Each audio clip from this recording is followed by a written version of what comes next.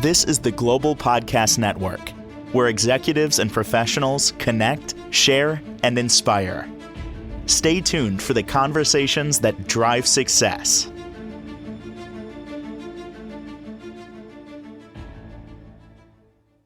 Welcome back. We are joined again by Corine Patti, our clinical social worker, mental health therapist, certified clinical trauma professional, and Reiki Master. Fellow Long Islander, I'm excited she's back today here with Energy Wise Wellness.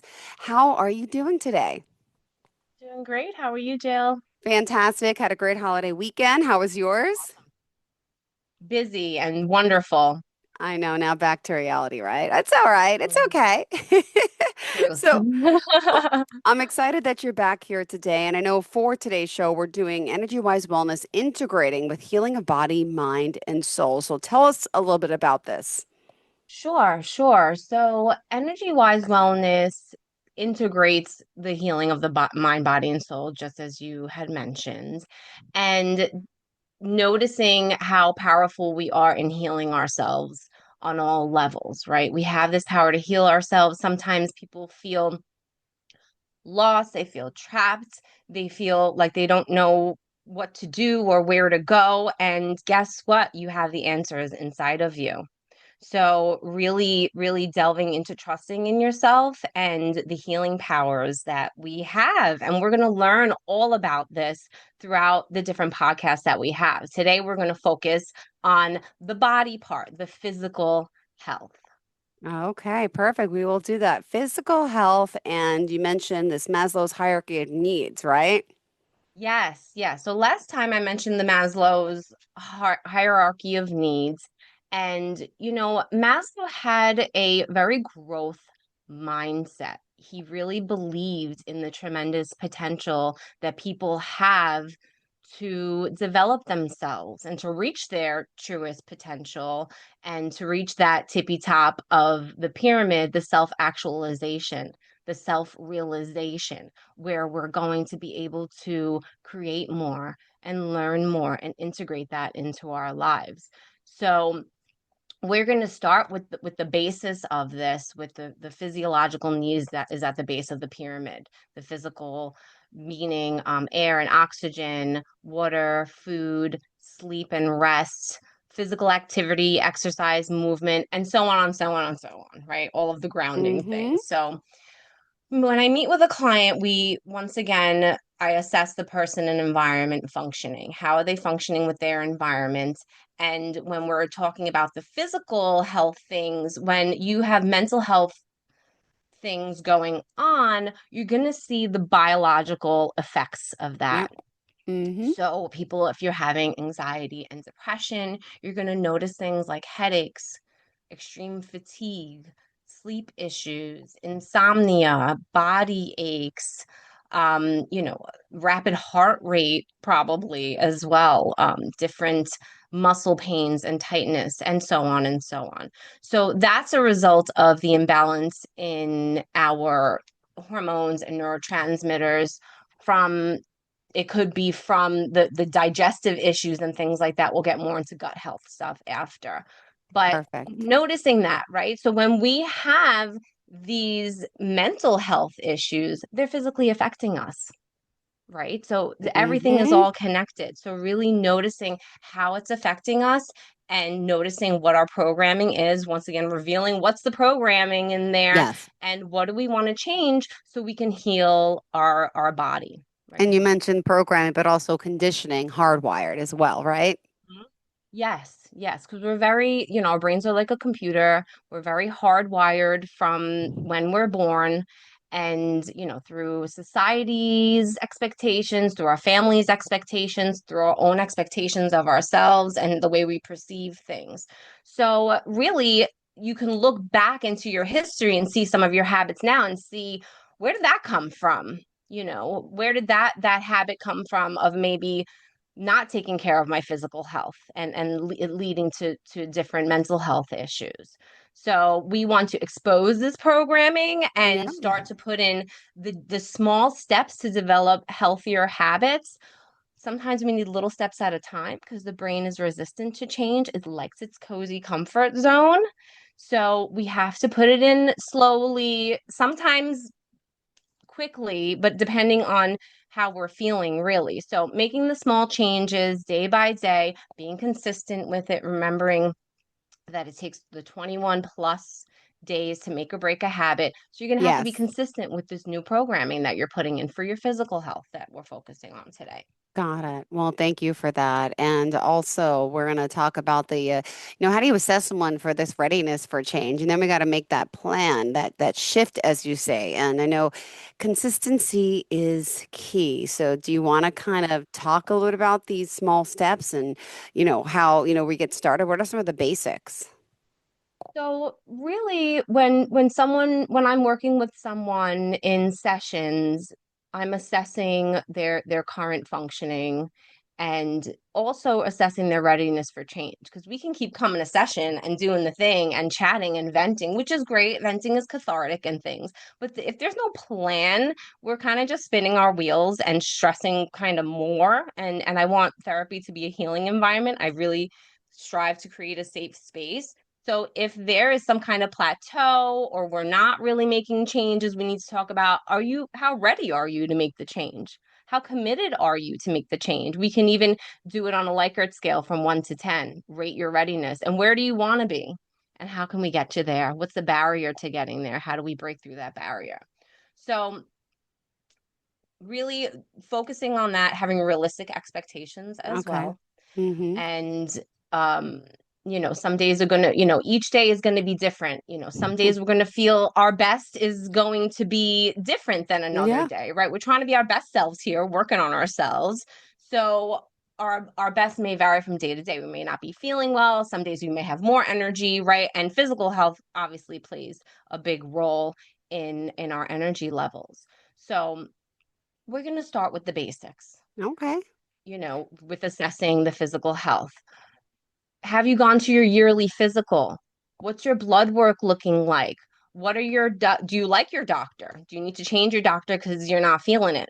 And your intuition is saying, not for me. Let me get a second opinion. So you really, once again, going back to that intuition, listening to yourself, and something doesn't feel right, double check it. That's okay.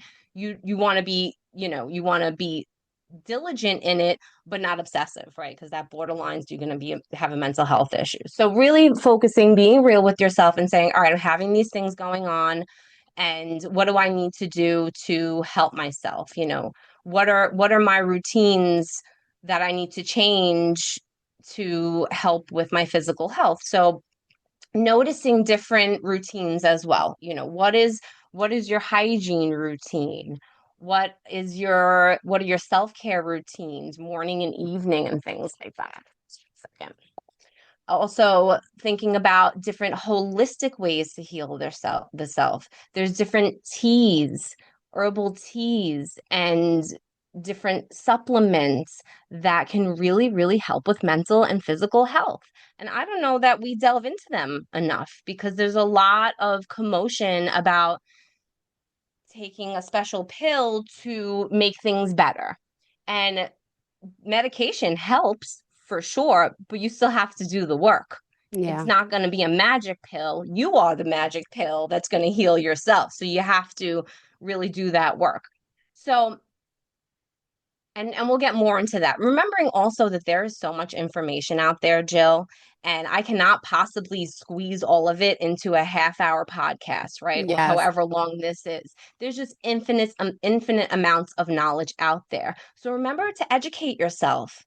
Education is empowerment. If you don't know, how could you figure things out? So read different books, listen to educational podcasts, look on different reputable websites and things like that. Talk to people that have had experiences, gather your information, and do what rings true for you. Educate, educate, educate yourself.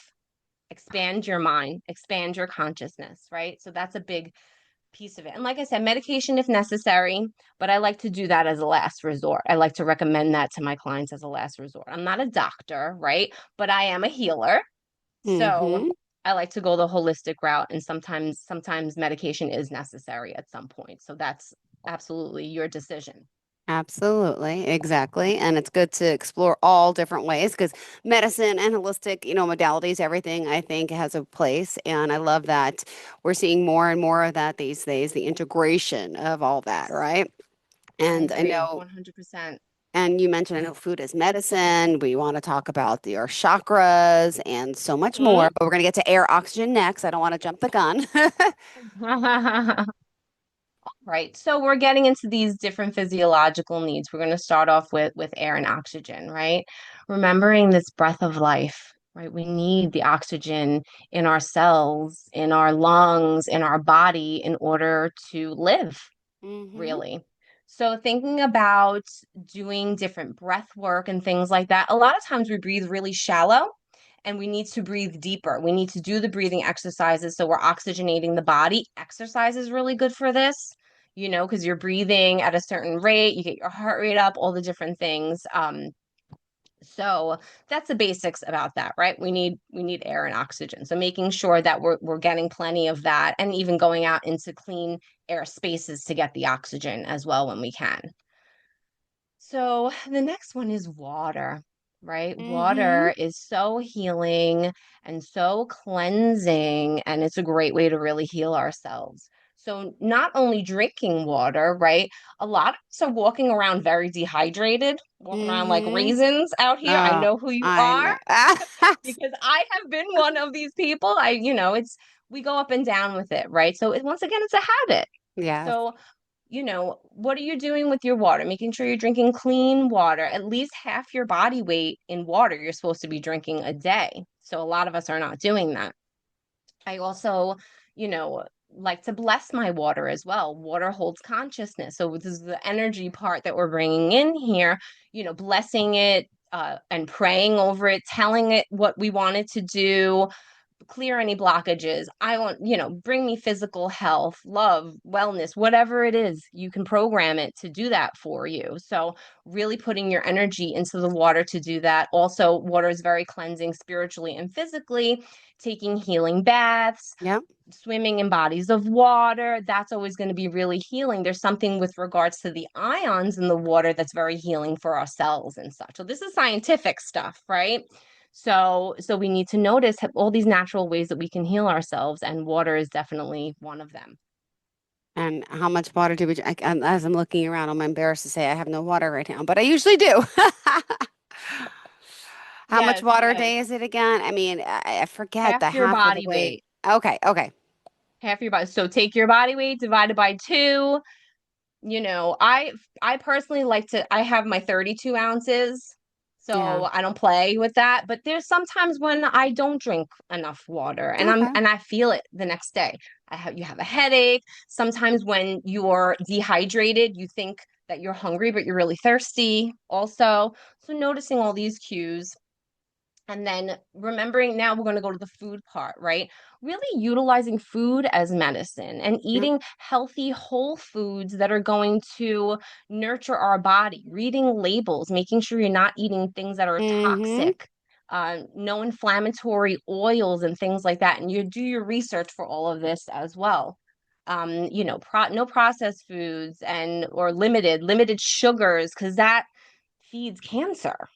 We don't want that, right? So sometimes when it's hard because we're in this habit that we grew up with, who chased the ice cream truck down the Mm-hmm. block to get the ice cream. We grew up like this. This is part of our culture, and it's part of sugar, sugar, sugar. So we once we detox from the sugar, our palate actually changes, and it's a little bit easier. At first, the brain's not going to like it because it likes its sugar rush, but if you want to make the change, you have to focus in and have that intention to make the change. So being Perfect. aware also of your gut health and your microbiome and all of this, because that also is going to affect the different in regulating. It's going to assist in regulating your hormones and things like that. So do your research on that as well. And once again, blessing and praying over the food, whatever you believe in. Thank you for this meal. I also transmute any negative energy associated with the animal's death from the meal and thank them for it, just to really bring the gratitude in there. And once again, with the healing teas, you could put your intention in your tea and supplements, that promote good mental and physical health. Awesome. Love it. Love it. And if you are just tuning in, I want to remind everyone with Energy Wise Wellness. So we are joined here by Corine Patti, and she's our Reiki master. She's our mental health therapist, and so much more. And, the work she does is pretty impressive. And she's here to help us grow, strengthen our minds, our bodies, and live a better life. So just a reminder. And by the way, you're in psychology today too. We can find you there. Very reputable. Let's continue to talk more about the things that we should be doing or the things that we're not doing that could help with us. And I also want to dive further into these root chakras and stuff.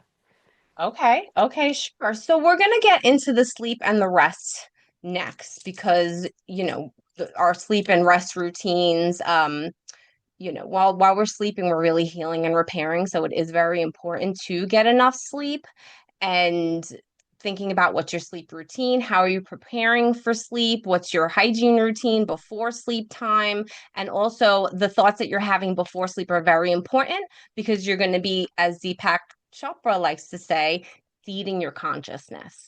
Right. So before bed, you're seeding your consciousness. What are you thinking about? Maybe you need to play something that is going to seed nice, happy thoughts in there. So this way you can manifest something good in your life. So that's also part of it.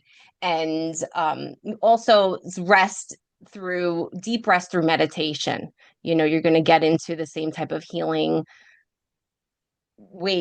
brain waves at that point, that you can repair, and please look up the healing powers of meditation to change your brain because it does, and it's incredible. Got it. So Jill, what about you? Do you have a sleep routine? I have one of the worst sleep routines. Let me explain to you. It's going to sound weird to some people, but I am 47 and I sleep with my children still. They're 8 and 10. So they've been in my bed since day one because we've always been together, just alone as a unit. So everyone's Right, like, oh, my right, God, how do you do it? And the truth is, I love them and it's amazing for all of us, but I'm so tired of it because it's making me tired because the kicking and the nonstop twisting and turning, yeah, I don't really get like enough sleep. My right, routine is right, a bad routine. I'm the one who lays in bed and watches TV now and then goes to bed. It used to be lights out, school's out right now. So it's like now we're laying in bed watching TV. Will I be able to right, break that habit? But I do love watching some Netflix before bed. I know they say it's bad to right, watch TV, but I do like it. right, I do. right. I do. It's comfortable. Oh It my feels goodness. good. Wow. Yeah, so that comfort zone is nice and cozy, right?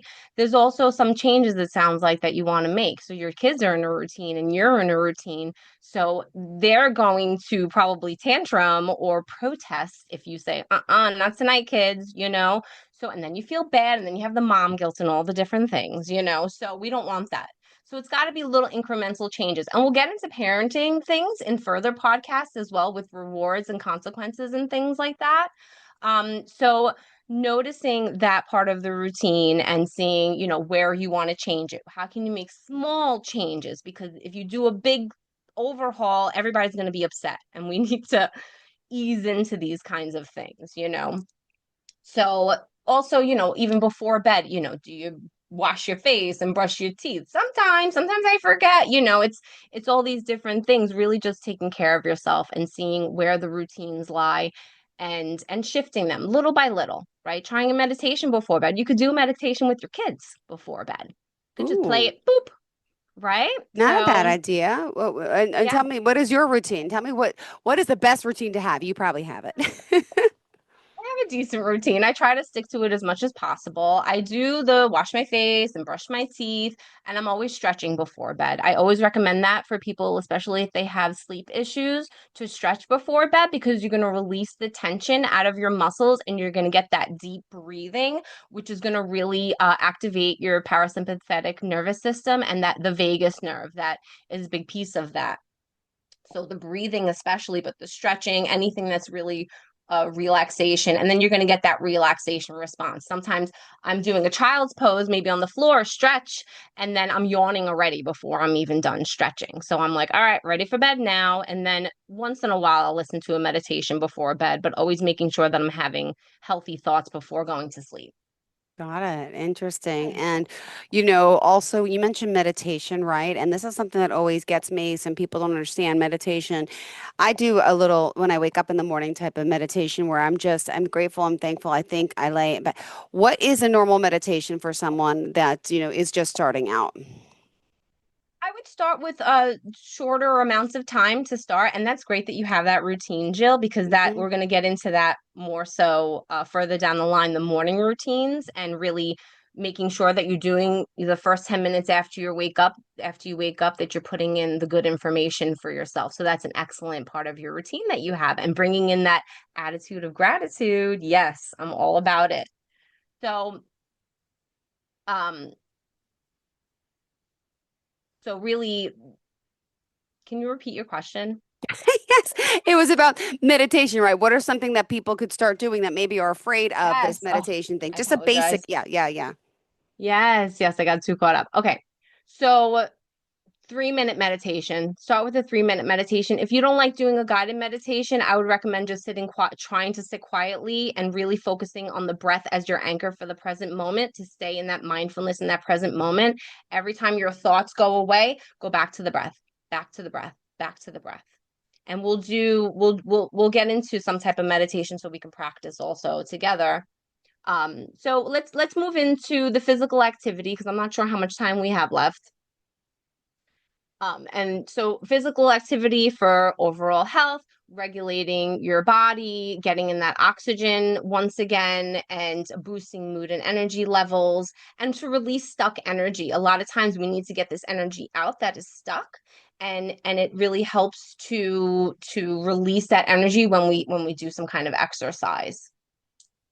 Yeah, so we're getting to the chakra, the root chakra, right? This is our the root chakra is red. It is for our base needs, and it is about the physical body, safety, security, and grounding. So with all of the chakras, when we have any fears or obsessions related to the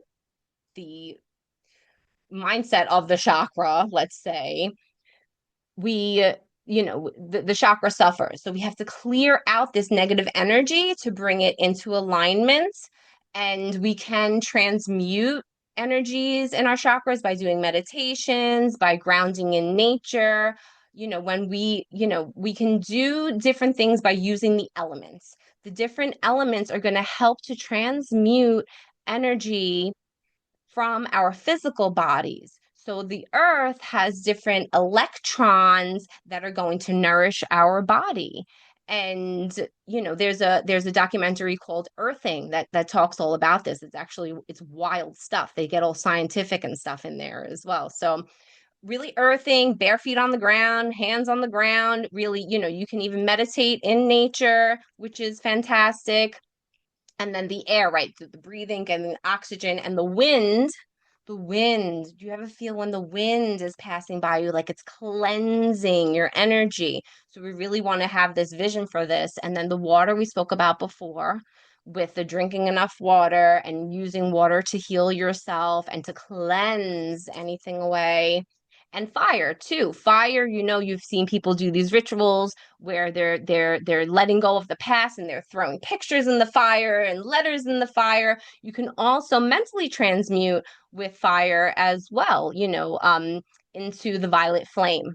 So that would be some type of mental type of meditation or thought process vision that you would go through to just burn it in the fire, transmute the energy for the greater good of everybody.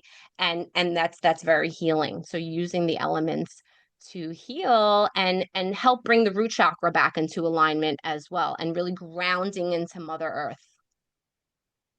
My posture. I'm like, oh no, my root chakra, my root chakra. Okay, okay. What else? What else? Ah, Yes, you yes. So how mentioned much time fire, do we have left, air. Jill? We got 3 minutes, sweetheart. So, Okay. yeah, I can't believe it. It happened so darn quick. Doesn't it though? What? Yeah, I know it always does. So, what do you want to make sure we cover for the last 3 minutes? I'm sorry. Yeah. Sure, sure.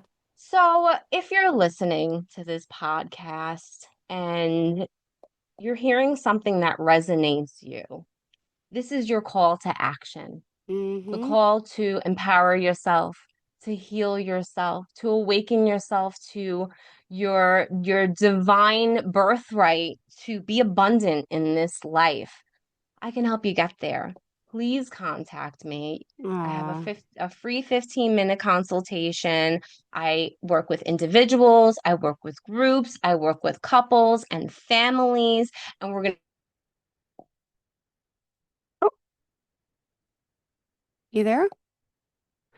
Oh my God, you froze. You said we're going to work with families. Are you there? Corine? Corine Patti, are you with us? Hello, hello. All right. Well, we may have lost our guest, but I can tell you more about her. EnergyWiseWellness@gmail.com, or you can go to EnergyWiseWellness.com.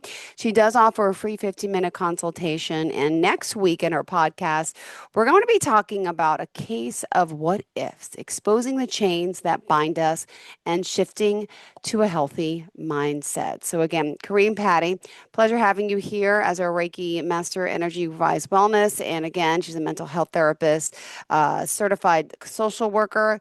Ecstatic she's here joining us today. So unfortunately, sorry we lost you, but we will continue next week. Enjoy your day. Bye. This is the Global Podcast Network, where executives and professionals connect, share, and inspire. Stay tuned for the conversations that drive success.